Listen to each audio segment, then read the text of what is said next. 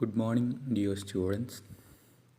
Today, I would like to speak about the laws of return to scale.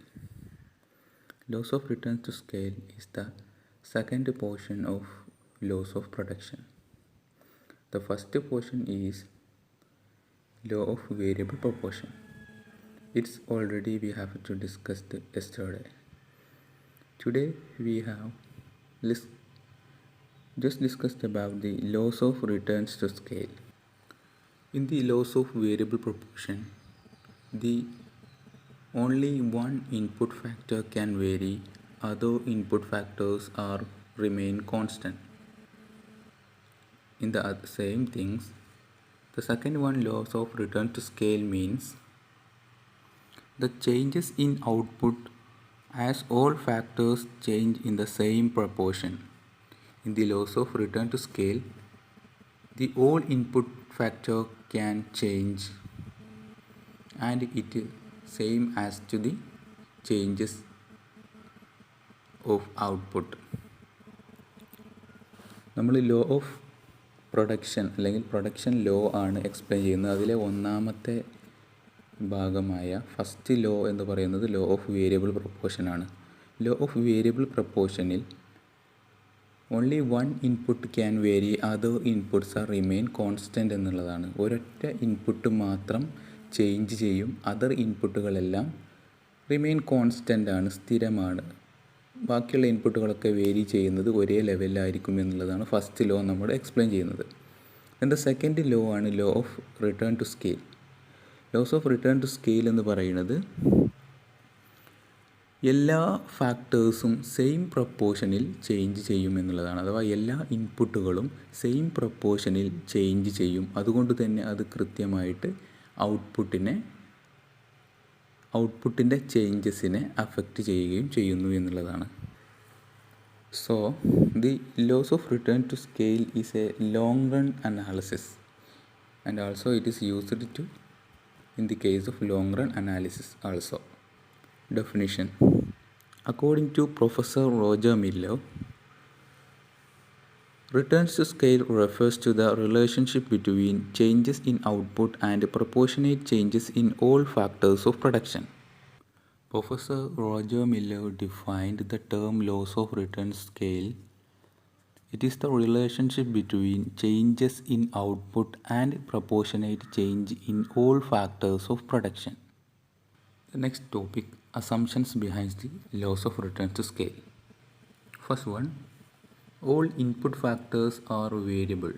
Here we have to discuss the all input factors are variable.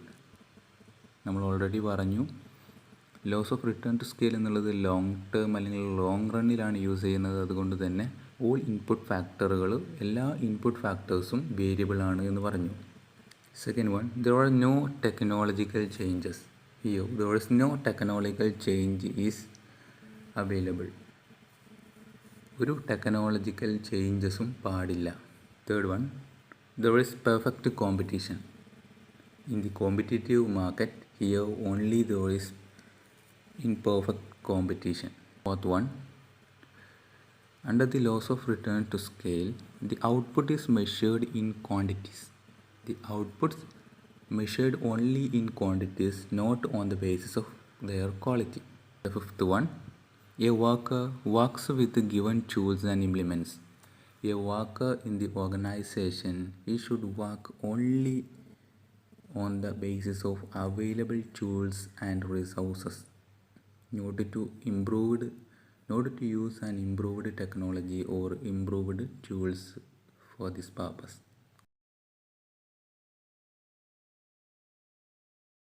Next topic is stages of loss of return to scale.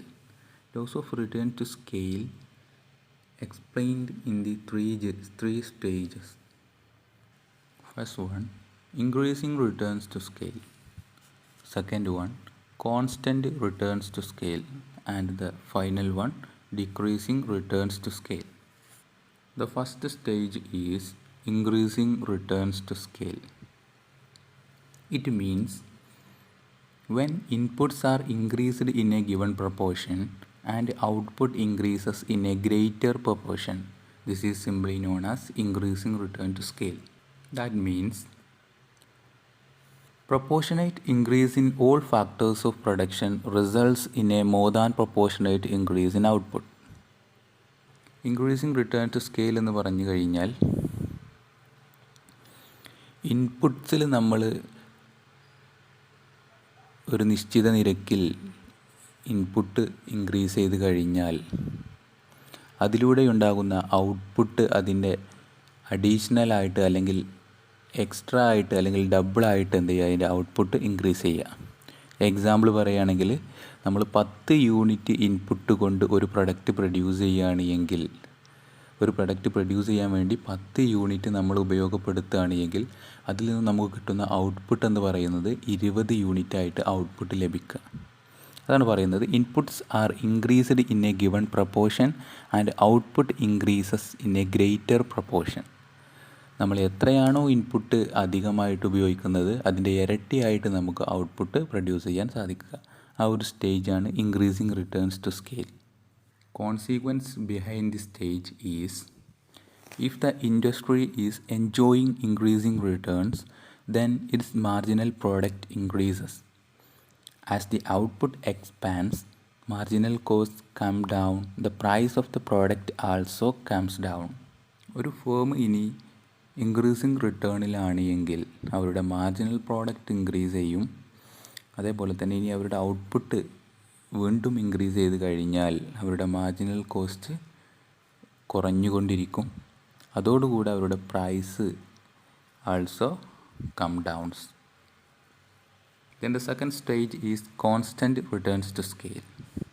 It means when inputs are increased in a given proportion and output increases in the same proportion, it is simply known as constant return scale. Constant return scale means നമ്മൾ എത്രയാണോ input increase ചെയ്യുന്നത് ആ input increase ചെയ്യുന്നതിൻ്റെ തുല്യമായിട്ട് അല്ലെങ്കിൽ അതിന് ആനുപാതികമായിട്ട് മാത്രം ഔട്ട്പുട്ടിലും increment വരികയാണെങ്കിൽ, ഔട്ട്പുട്ടും കൂടുകയാണെങ്കിൽ അതിനെയാണ് കോൺസ്റ്റൻറ്റ് റിട്ടേൺസ് ടു സ്കെയിൽ എന്ന് പറയുന്നത്. ഇപ്പോൾ നമ്മൾ 10% ഇൻപുട്ട് ആഡ് ചെയ്ത് കഴിഞ്ഞാൽ നമുക്ക് കിട്ടുന്ന ഔട്ട്പുട്ടും 10% കൂടുതലായിട്ട് മാത്രമാണ് എങ്കിൽ അതിനെയാണ് നമ്മൾ കോൺസ്റ്റൻറ്റ് റിട്ടേൺസ് ടു സ്കെയിൽ എന്ന് പറയുന്നത്.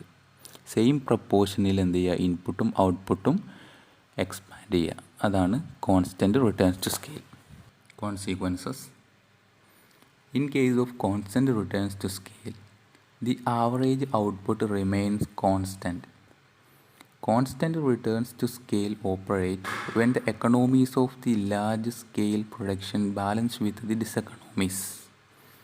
Here we have discussed that when we increase 10% input and on the basis the 10% output can be increased only. That is the same proportion of input and output variation. That is the constant returns to scale. Third stage is decreasing returns to scale. The third stage is decreasing returns to scale. It means if proportionate increase in all inputs results in returns to scale is decreasing. The third stage is decreasing returns to scale. It means if proportionate increase in all inputs results in less than proportionate increase in output, it is simply known as decreasing returns to scale. Decreasing returns to scale എന്നതുകൊണ്ട് അർത്ഥമാക്കുന്നത്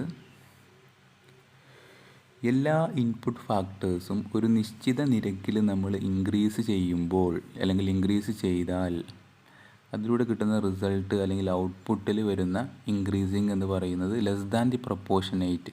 നമ്മൾ input increase ചെയ്തതിനേക്കാൾ കുറവാണ് നമുക്ക് ഔട്ട്പുട്ടിലുള്ള variations എങ്കിൽ അതിനെ പറയുന്ന പേരാണ് decreasing returns to scale. Example പറയുകയാണെങ്കിൽ 10% നമ്മൾ ഇൻപുട്ട് ആഡ് ചെയ്ത് കഴിഞ്ഞാൽ 5% മാത്രം ഔട്ട്പുട്ട് അഡീഷണലായിട്ട് കിട്ടുകയാണ് എങ്കിൽ അതിനെ പറയുന്ന പേരാണ് ഡിക്രീസിങ് റിട്ടേൺസ് ടു സ്കെയിൽ.